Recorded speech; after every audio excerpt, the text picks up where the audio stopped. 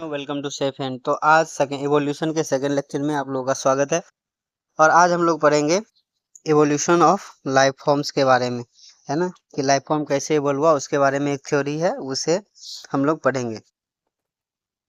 ठीक है, तो बोलता है कि conventional religious literature tells us about the theory of special creations.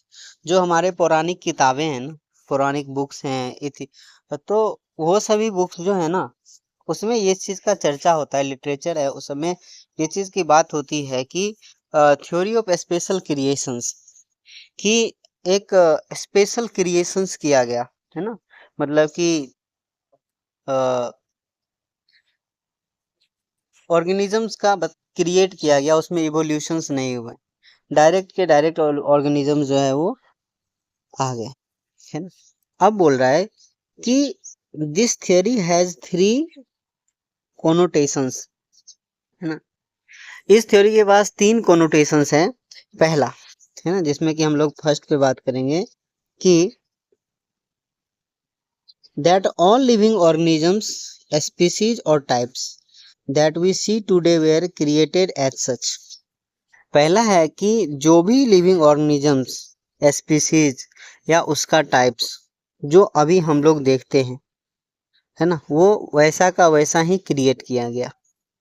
Special creation theory का पहला, उसमें 3 कोनोटेशंस है, जिसमें से पहला क्या है कि जितने भी ऑर्गेनिजम्स अभी हमें दिखते हैं वो सभी के सभी क्या है, एज इट इज शुरू में क्रिएट किया गया।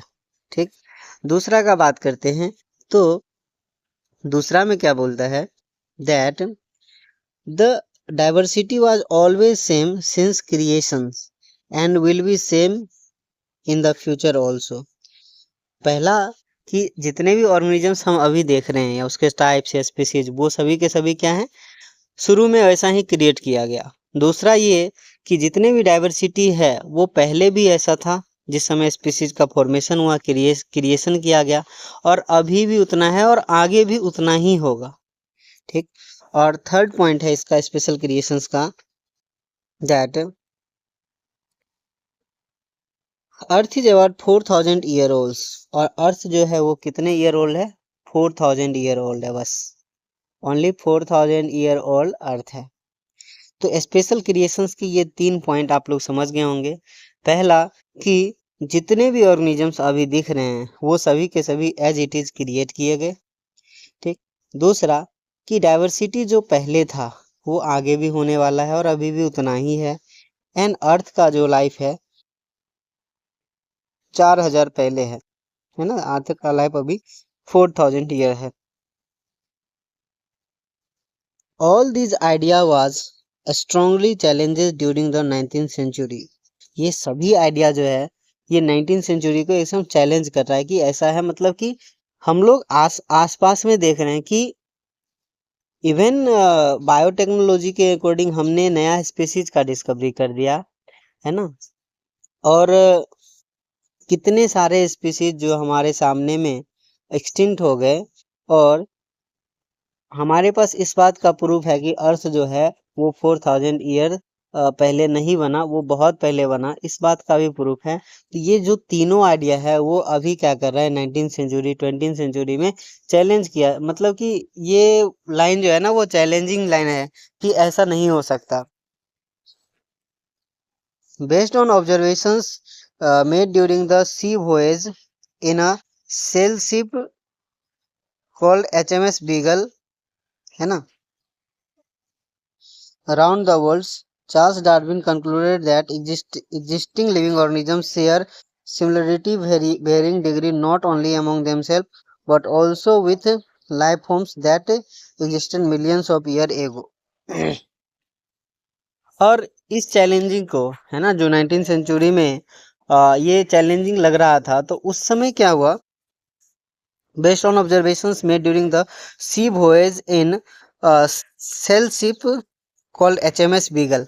मतलब ये चार्ल्स डार्विन का बात हो रहा है कि जिस समय उन्होंने HMS बीगल नाम के जहाज पे अपना सी वॉयज समुद्री यात्रा किए थे। ठीक, तो उन्होंने देखा था, है ना, उन्होंने देखा कि जो लिविंग ऑर्गेनिज्म है, एग्जिस्टिंग लिविंग और फॉर्म्स हैं, जो अभी है लिविंग ऑर्गेनिजम्स, वो क्या कर रहा है, share similarity to varying degree, है ना, सिमिलरिटी जो है ना वो शेयर करने किसके साथ, नॉट ओनली अमोंग देमसेल्फ, अपने आसपास, मतलब अपने स्पीसीज के बीच में, ना ही अपने स्पीसीज के बीच में सिमिलरिटी देख रहे हैं, बल्कि also with life forms that existed millions of year ago, है ना, और उस लाइफ फॉर्म से भी साथ सिमिलरिटी शो कर रहा है जो मिलियंस ऑफ ईयर एगो पहले हुआ करते थे, है ना। तो सिमिलरिटी दोनों के साथ दिखा रही है अभी के organisms. Many such life forms do not exist any more, उसमें से बहुत सारे ऐसे लाइफ फॉर्म हैं जो अभी एग्जिस्ट नहीं करते।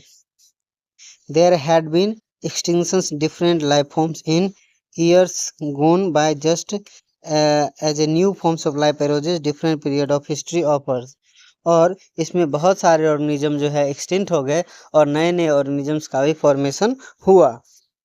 There has been gradual there has been gradual evolutions of life forms, तो यहाँ पे लाइफ फॉर्म्स का इवोल्यूशंस क्या हो रहा है, ग्रेजुअल्स हो रहे हैं, धीरे धीरे नए लाइफ फॉर्म बन रहे हैं, और कुछ लाइफ फॉर्म्स जो है वो क्या हो रहे हैं, एक्सटेंट भी हो रहे हैं। Any populations has built in variations in characteristics, जो भी पॉपुलेशंस हैं उसमें क्या हुआ है कि वेरिएशंस आए हैं, उसके कैरेक्टरिस्टिक में वेरिएशंस आए हैं। Those characteristics which enables some of the survival better in natural conditions, है ना, would outbreed other that are less endowed and survive under such natural conditions। बोल ये रहा है कि हर एक ऑर्गेनिज्म ना अपने में, है ना, स्पेसीज के अंदर में कुछ कैरेक्टरिस्टिक जो है ना वो डिफरेंट रखता है। ठीक, अब वो डिफरेंट हो सकता है कि वो कैरेक्टर, जो डिफरेंट कैरेक्टर हैं वो इनेबल करे, मतलब वो हेल्प करे survive better in natural conditions, है ना, जो नेचुरल कंडीशंस हैं या बदलता नेचुरल कंडीशंस हैं, तो उस नेचुरल, जो नया नेचुरल कंडीशंस है उसमें उसका कैरेक्टर जो है वो ज़्यादा बेनिफिट करे, ज़्यादा बेटर सर्वाइवल उसे प्रोवाइड करे। किस कंडीशंस का बात कर रहा है, तो कंडीशंस है जैसे क्लाइमेट, फूड, है ना, फिजिकल फैक्टर्स, ये बहुत सारे फैक्टर हैं।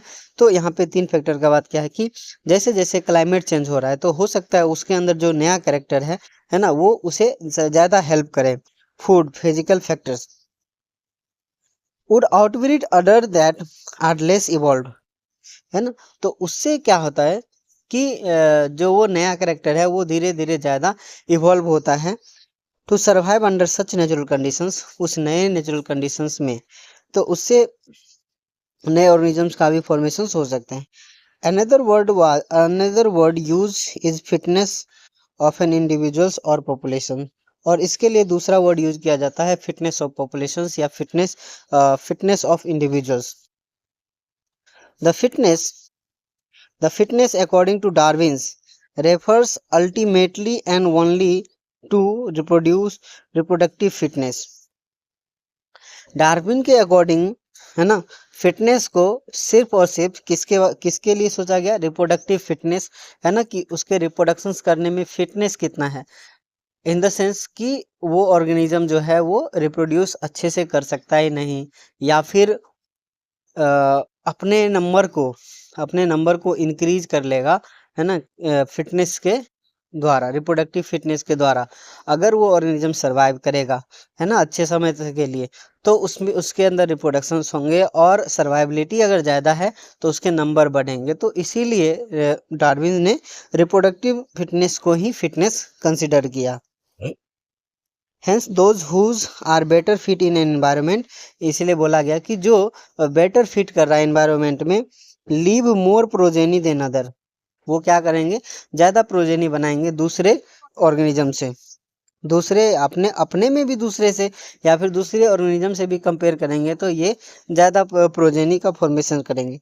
These therefore will survive more and hence are selected by nature, तो ये क्या करेंगे, ज़्यादा सर्वाइव करेंगे तो ज़्यादा रिप्रोडक्शन करेंगे, और ज़्यादा रिप्रोडक्शन करेंगे तो नेचर भी तो ये अच्छे से सर्वाइव कर पाएंगे, तो नेचर इसे क्या करेंगे, सेलेक्ट कर लेंगे, तो इसे बोलते हैं natural selection. He called it's natural selection and, इसे नेचुरल सिलेक्शन कहा गया, and implied it as mechanism of evolution, और इसे मैकेनिज्म ऑफ इवोल्यूशन सोच के भी बताया। ठीक, अकॉर्डिंग टू डार्विन जो है उन्होंने क्या बोला कि हर एक ऑर्गेनिज्म में कुछ ना कुछ करेक्टरिस्टिक जो है वो डिफरेंट होंगे। हो सकता है कि वो करेक्टरिस्टिक आने वाले या फिर प्रेजेंट में जो क्लाइमेटिक चेंजेस या फिर और भी फिजिकल चेंजेस, फूड में चेंजेस, तो ये सभी चीज़ों को अच्छे से उसके लिए अच्छे से फिट है उस चेंजेस के लिए। तो ये क्या करेंगे, ज़्यादा फिट है तो रिप्रोडक्टिव फिटनेस भी इसके पास क्या होंगे, ज़्यादा होंगे। अगर रिप्रोडक्टिव फिटनेस ज़्यादा है तो ये अपना नंबर जो है वो दूसरे ऑर्गेनिजम्स के कंपेयर में ज़्यादा इंक्रीज करेंगे। अब नंबर ज़्यादा इंक्रीज करेंगे तो इसे ही बोला उन्होंने नेचुरल सिलेक्शन, क्योंकि नेचर ने इसे क्या किया, सिलेक्ट किया। ठीक, अब इसी नेचुरल सिलेक्शन को उन्होंने इनबिल्ट कर दिया किसके साथ, मैकेनिज्म ऑफ इवोल्यूशंस के साथ। He also remember that, let us also remember that Alfred Wallace जो थे नेचुरलिस्ट थे, who work in Malay archaeology, है ना, had also come to the similar conclusions around same times। उन्होंने वर्क इन, वो कहाँ काम कर रहे थे, मेले आर्कियोलॉजी में, है ना, तो वो भी इसी कंक्लूजन पे आए। अल्फ्रेड वेलेस भी थे, इसी कंक्लूजन पे आए। In due course of time, in due course of time apparently new type of organisms are recognizable। उस समय पे नए टाइप के ऑर्गेनिज्म जो है वो रिकॉग्नाइजेबल था। All the existing life forms share similarity and share common ancestor, सभी के सभी लाइफ फॉर्म जो है वो शेयर कर रहे थे common similarity and common ancestor. However, these ancestors were present at a different period in history of Earth। However, these ancestors were present different period in history of Earth। ये जो पहले के ऑर्गेनिजम्स हैं, ancestors है, वो different periods of earth में, अर्थ के history में डिफरेंट पीरियड्स में वो आए। जैसे इपोक हो गए, पीरियड्स हो गए, एराज हो गए, इन सभी में पीरियड्स, इन सभी डिफरेंट टाइम पे आए। The geographical history of earth closely correlate with biological history of earth, है ना। कितना सुंदर लाइन है कि the geographical history of earth, जैसे जैसे अर्थ का जियोग्राफी चेंजेज हुआ, है ना, तो लाइफ का, है ना, लाइफ फॉर्म्स का, है ना, हिस्ट्री भी सेम हुआ। Biological history and the earth geographical history दोनों क्या हुए, साथ साथ इवॉल्व हुए। A common permissible conclusion is that earth is very old, है ना, अर्थ जो है वो बहुत पुराना है। जो कि पहला जो थ्योरी था, है ना, स्पेशल क्रिएशंस का, वो गलत हो गया। Not thousands of year as was thought earlier but billions of year old. जो क्या था कि not thousands year old, billions of year old जो है वो हमारा अर्थ है। ये जो है थर्ड पॉइंट जो था उस स्पेशल क्रिएशंस का, वो रंग हुआ। हमने देखा नया ऑर्गेनिजम्स डेवलप हुए और बहुत पहले हमारे एंसेस्टर जो अब एक्सटिंक्ट हो गए हैं, तो वो सभी भी ऑर्गेनिजम्स देखा। तो दूसरा पॉइंट जो था कि जितना डाइवर्सिटी पहले प्रेजेंट था उतना ही डाइवर्सिटी फ्यूचर में भी प्रेजेंट होगा, ये पॉइंट भी गलत हो गया। ठीक है, और ये इवोल्यूशन से हुआ, है ना, जैसा कि हमने पहले देखा कि जो ऑर्गेनिजम्स अभी है उसका कैरेक्टरिस्टिक जो है वो सिमिलरिटी शो तो करता ही है अभी के ऑर्गेनिज्म के साथ, साथ साथ बहुत पहले के ऑर्गेनिज्म के साथ भी सिमिलरिटी शो करता है। तो इन द सेंस हम बोल सकते हैं कि एक साथ तो सबका क्रिएशंस नहीं हुआ। तो स्पेशल क्रिएशंस के तीनों पॉइंट क्या कर दिए गए, खारिज कर दिए गए, ख़त्म कर दिए गए एंड उसे डिटर्मिनेट कर दिए गए। तो यहाँ पे हमारा आज का छोटा सा क्लास जो है वो खत्म होता है। अब अगले दिन हम लोग पढ़ेंगे what are the evolutionary evidences and उसके बारे में पढ़ेंगे। तब तक के लिए okay bye, thank you so much.